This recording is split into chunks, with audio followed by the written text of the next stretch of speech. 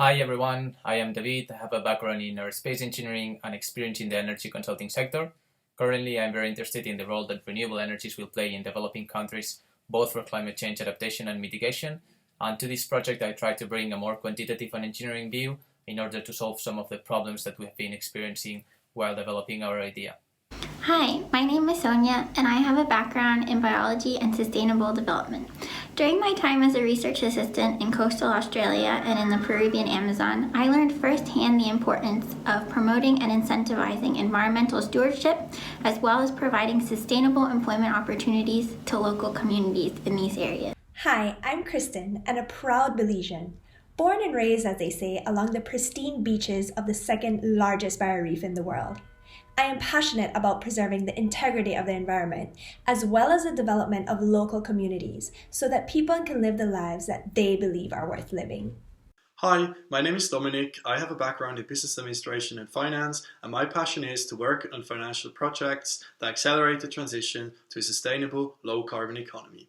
In this project, I'm using my experience in product development to make sure that we develop a proposition that is financially feasible and has a positive impact on societies and the environment. Now let's start with our presentation. Hello, thank you for listening to our introductions. We're Oceans 14, and we're delighted to be here with you today. We'd like to begin by presenting our innovative solution to a problem faced by society as a whole, but more specifically by thousands of people living in the Central American country of Belize. First, we'd like to introduce our team mission. Our team mission is to make waste management attractive and feasible for communities, governments, investors, and corporations alike in service of the global environment. As part of this, our vision is to build a waste management fund which mobilizes capital to benefit developing nations, coastal communities, and reduce environmental degradation. Our solution is an innovative funding ecosystem made up of a diverse suite of stakeholders, all wedded to the sustainable value generation framework.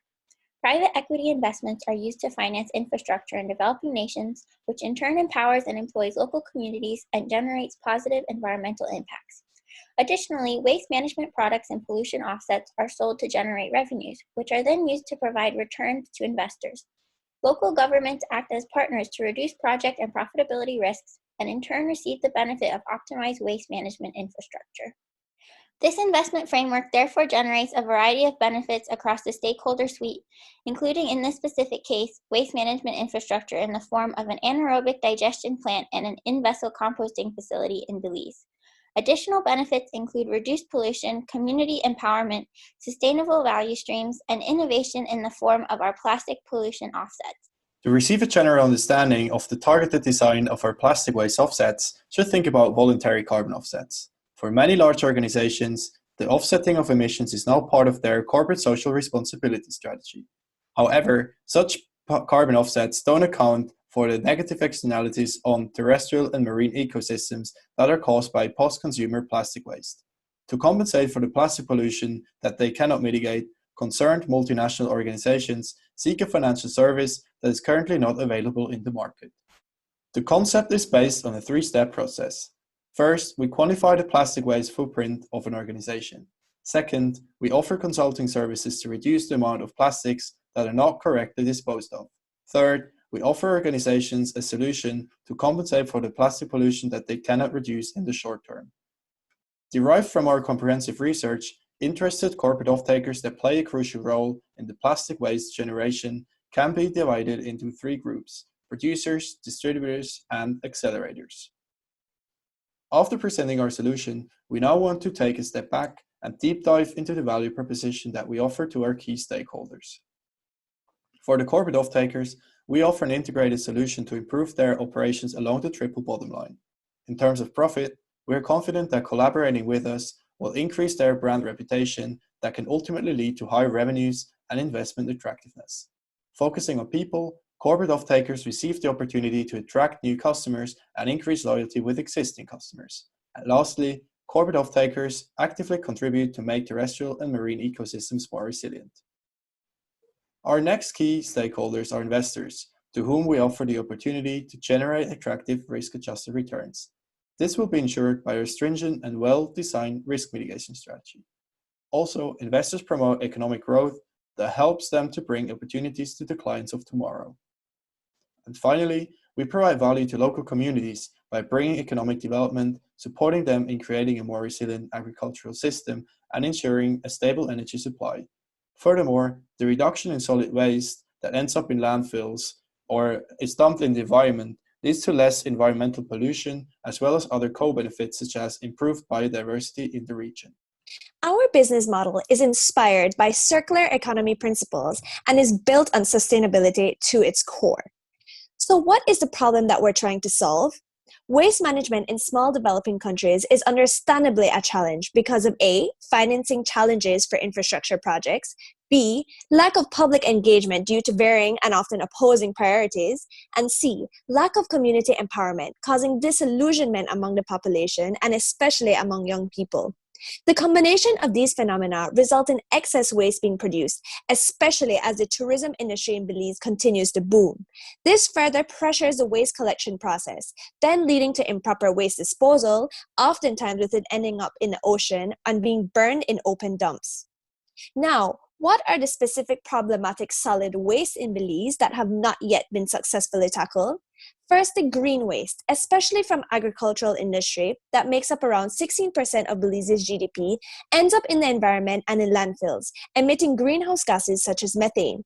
Secondly, Belize has been a pioneering country in banning single-use plastic and styrofoam, but we've identified an unintended consequence of this policy, which actually inspired the business venture.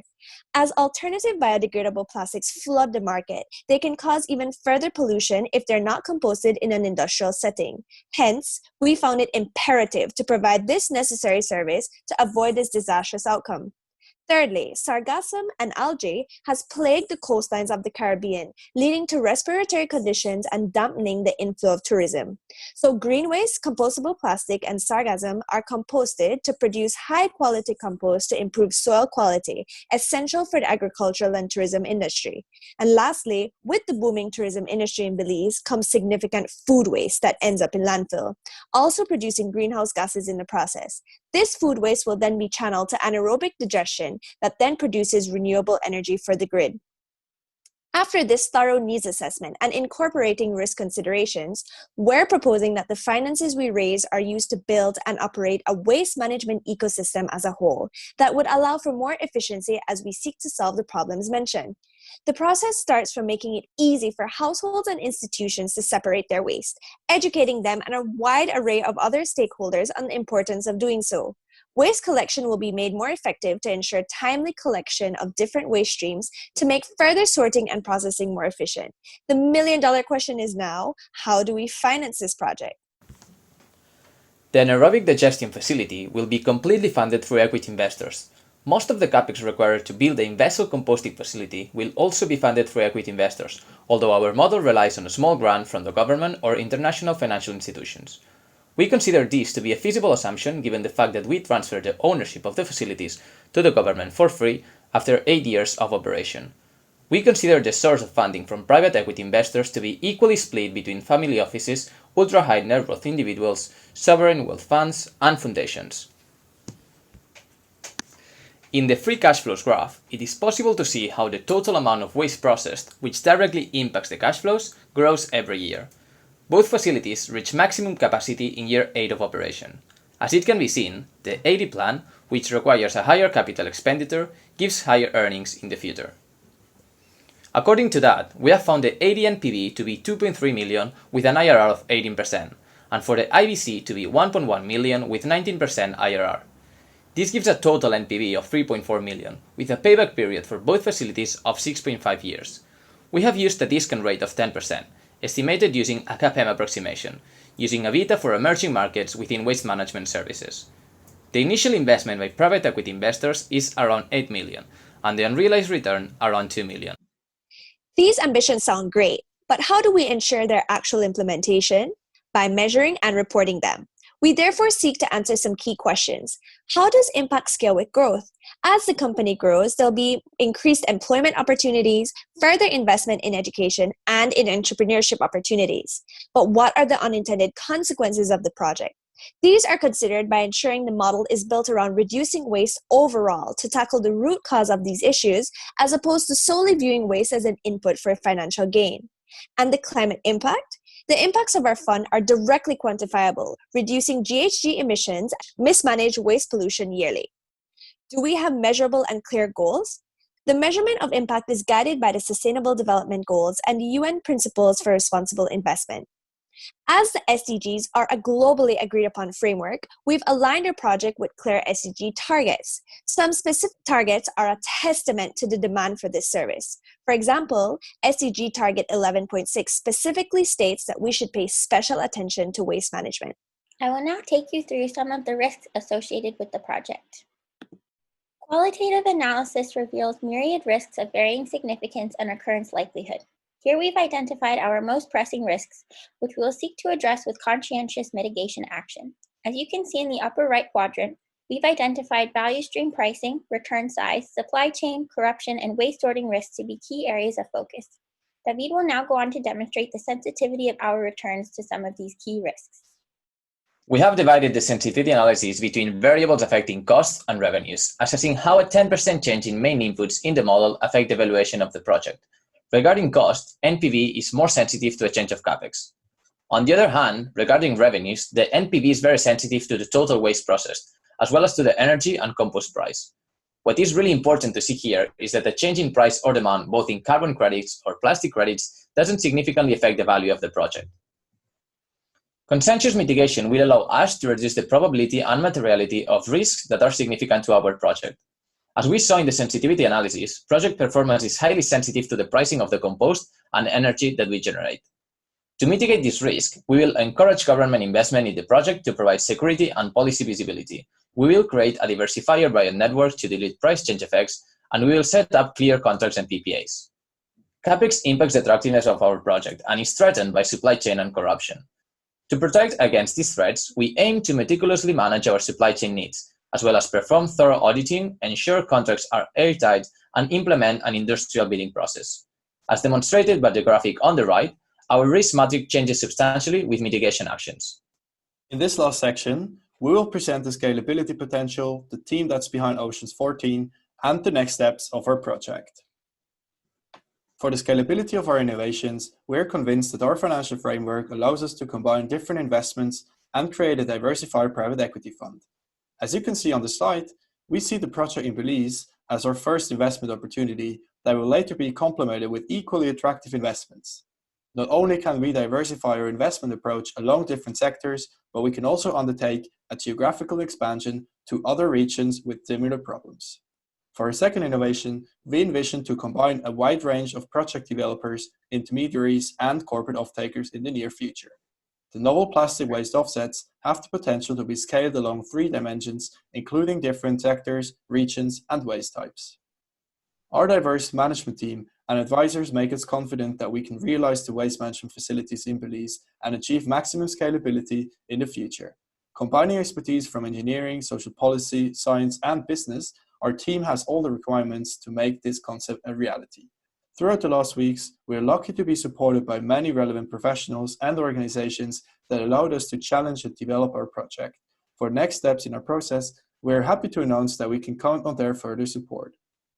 We have developed our concept in the beginning of 2020 and are now in the phase of finalizing the business case. Later this year, we are planning to conduct on-site market research in Belize and will further engage with potential corporate off-takers. As the next step, we will execute due diligence measures for all our key stakeholders and eventually push forward to sign the public-private partnership with the Belizean government. This roadmap should allow us to start the construction by the end of 2021 so that we can start running our facilities by the beginning of 2023. We'd like to close off by sharing our dream. We feel a sense of responsibility to show how businesses play a crucial role in creating a more sustainable, just world. Our dream is to then develop a financially sound waste management ecosystem that protects the integrity of the environment, of which thousands of people depend on for their food and livelihoods, and that gives young people an opportunity to engage in rewarding work and to build a happier, secure future. Thank you for your vote of confidence so far as we've set forth in fulfilling our dream and the dream of hundreds of countries that have signed on to the Sustainable Development Goals agenda. Any questions?